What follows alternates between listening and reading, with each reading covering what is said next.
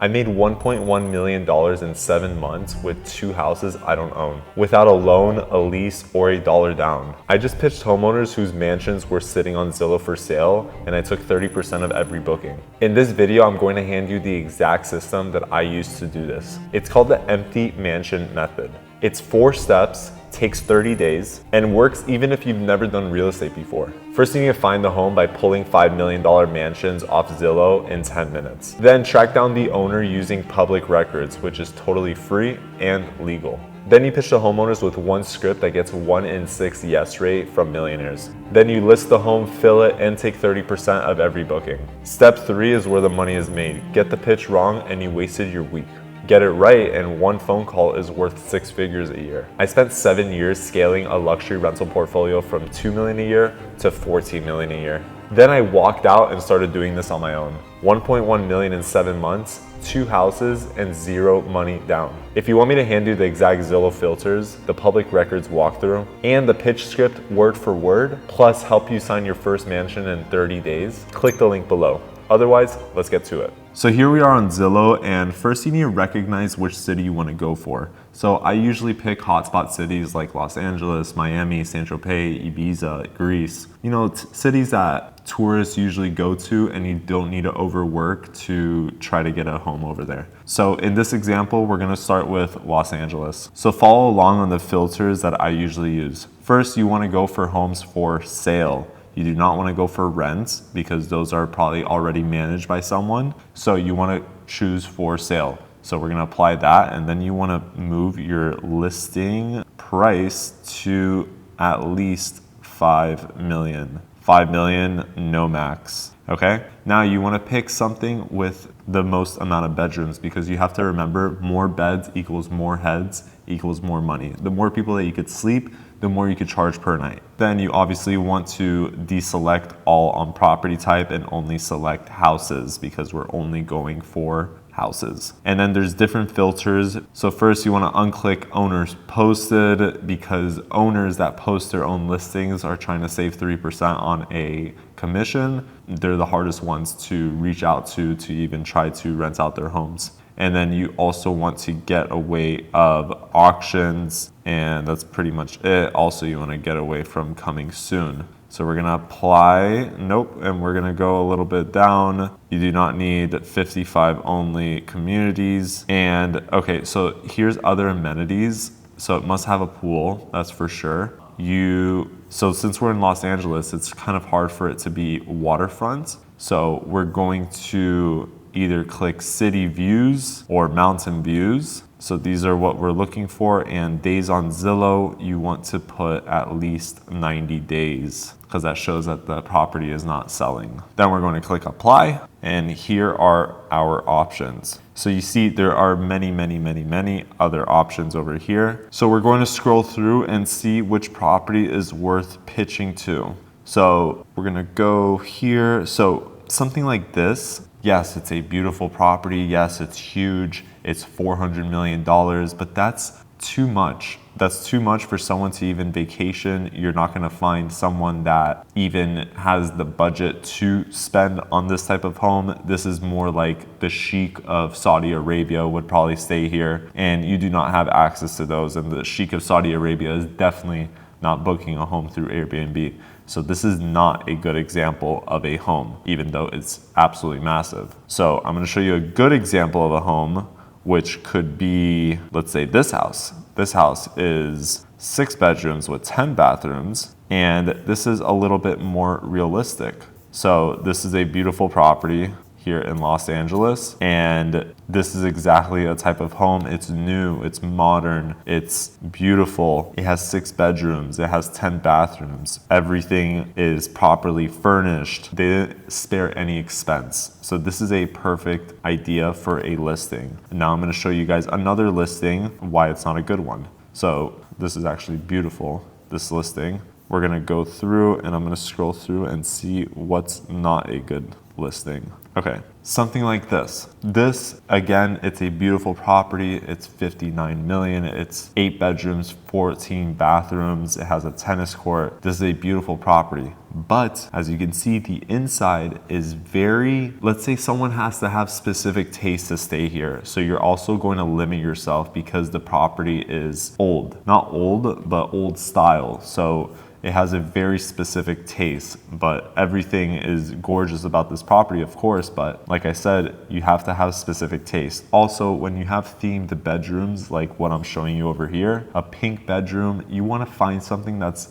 clean, neutral, no like themed bedrooms, no kids' bedrooms with stickers on the wall. You want to find something like that so it's easy to take over and start booking immediately. So again, this is another example of a bad listing. Now going back to the listing that I did like, this one over here, what we're gonna do now is go on Airbnb, find Airbnb, boom. Now we're gonna go to Los Angeles and we're gonna select dates that are typically a higher season. So let's say December. The easiest one to go for is a New Year's booking, and add the guest count. So over here, you could see that it's 6 bedrooms. So that means that it could sleep at least 12 people if you sleep 2 per bed. Now you're trying to find similar listings, what they go for. So here we're gonna add a little bit more filters. We're gonna go for 6 bedrooms. Let's go for 8 bathrooms. Oh, 8 beds, sorry. Let's go for 8 bathrooms. Let's say that it has a pool, it's air conditioned, Wi-Fi, and the property type is a house. Okay. Let's see, the 28 listings. Here's another beautiful home, 6 bedrooms, 6 beds, 9 bathrooms. This one is 6 bedrooms, 10 bathrooms. Also modern, also beautiful. So we're gonna click on this one. This one's listed at $47,000 for 8 nights. So you see 52,000 minus a weekly stay discount, you're at 47,599. Now, if you go and do a calculator over here and you open the calculator, so if you see the 47,600, let's say minus the cleaning fee of $1,000 max to clean a property like this, that's 46,600, and then times 30%, that's 13,980 for 8 nights net to you, because this is 47,000 and you take your 30%, 20%, whatever you negotiate with the homeowner. So this is a good idea. So this is a perfect listing to grab. Now that you got 10 mansions, you don't know any of these homeowners. Here's how I find them in 5 minutes, even when they hide behind LLCs. So first things first, we're gonna do the example with this property that I actually really like, and I live in Miami, so it's easier for me to do things in Miami. So I'm gonna show you exactly how to find it. So first things first, you grab the address and you Google over here, Miami-Dade County Public Property Search. Then you go to Appraiser, Property Search. There you go. Paste the address, search for it. Oh, there you go. Is this it? This is the house. Boom. Okay, now you could see the owner is an LLC, which is normal for bigger properties. They're usually in an LLC. So we're gonna grab this LLC, go to any business. So for Florida, we're gonna use SunBiz. Any sort of business registry, every single state has it. So we're gonna go here to SunBiz. Actually, it's easier just to Google the LLC, and wow, you actually see everything. But here we're gonna go to the actual LLC on SunBiz. Over here, you could see that you have the person's name. Then after you copy the name, you paste the name in Google again. Now there's different ways to look for it. You could see over here, you could see that there's the name, the phone number over here from like background check, or you could use Instagram to reach out to them as well. But the whole point is that you use the LLC to find the actual owner's name. Then once you find the actual owner's name, you run a search on them to get their actual phone number. Honestly, this is the same way realtors use to go get new listings. They reach out to many homeowners, and you could see people that are realtors. You could ask any realtor, how do you get a new listing? This is exactly the process that they use.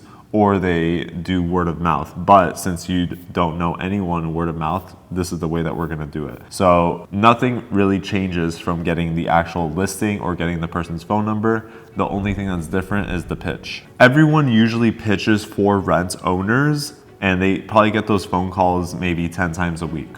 No one has ever pitched for sale homeowners. Here's why most people botch the deal in the first 10 seconds. They lead with a percentage. When you first say, oh, I'm going to take 30% of your revenue, they're going to automatically try to negotiate with you. That's the wrong move. Or if you just explain the model, owner's gonna get confused and he's gonna say, let me think about it. That's a dead deal. You don't need to sound like a salesperson. Millionaires hang up on salespeople. Here's a script. Hi, owner's name. I noticed your property at address is listed for sale. While you wait for the right buyer, I'd like to pay you to let me rent it out. Zero money up front. You control everything. We can pause anytime.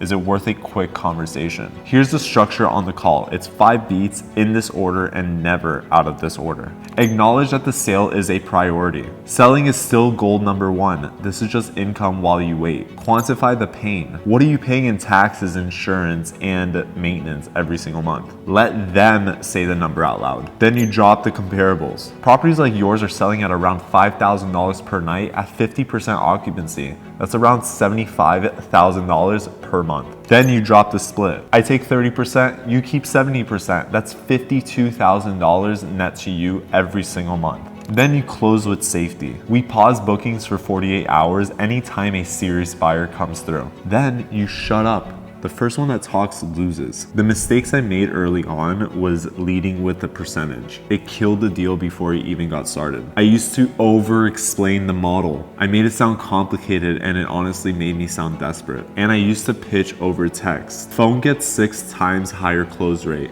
Always call. Here's the numbers. 60 calls, around 10 conversations, and 1 villa closed. That's a 6-figure asset from 1 afternoon of dialing. And now you need to list it and fill it up so you can start making money. So here's 3 listing moves that will 10x your bookings. It's something called the money shot, then the virtual walkthrough. For example, you start with the beautiful money shot and then you go through, and let's say that here you're coming down the stairs, but then through the stairs you see the dining room in the background, then switch over to the dining room. Then once you're shooting the dining room, you probably see the bar in the background, so then you shoot the bar. Then once you see the bar, you see the kitchen in the background. It just so on and so forth, so it just flows through the listing. You never jump from the front door to the master bedroom to a random bedroom to a bathroom. It doesn't flow. You gotta make it flow. And the description flip. You do not talk about the Wolf appliances or what oven is installed in the property. Someone that's booking a vacation is not booking the property because of what oven it has. You should write something of what they would feel. Morning coffee on the balcony, sunset from the pool, their group laughing around the table. Then there's a 3-tier pricing. Let's say you start with $2,600 a night for a weekday with a 70% occupancy target. Then for the weekend, you go for $3,600. And then for high season dates like Christmas and New Year's, you go for $4,600. All 3 would hit around $54,000 a month. You're trading volume for rates based on demand. There's 2 settings that Airbnb turns off by default, and they punish you for it. Carbon monoxide and smoke detectors are off by default. Turn them on. This is a free ranking boost. Also, the kitchen amenities checklist. You have to check off every single thing that the property has, from a toaster to an oven to a sink. Airbnb's algorithm rewards complete listings. Now you're probably wondering, it's a new account, so how would I get recognition? Well, there's a new account problem, and here's how to solve it. You drop a line in the description of your listing saying new to Airbnb, but not new to rentals. 7 years and $100 million in luxury property managed. Then you could also give a discount at the first 3 bookings. Take Airbnb's 20% smart pricing discount. You're buying reviews, not revenue. And reviews compound. This is where beginners screw up the most. Random photo order. They will start with the living room shot and then the next shot is a bathroom. There's no flow. You get flat rate pricing every day, year round. Leaves around $20,000 per year on the table. And half amenity checklist. Airbnb tanks listings from day 1. So there you have it. That's the empty mansion method. Find, reach, pitch, cash. 30 days from now, you could be sitting on your first signed villa. Or you could spend 7 years figuring out a loan like I did. If you want me to compress that timeline, link below. But for now, take care.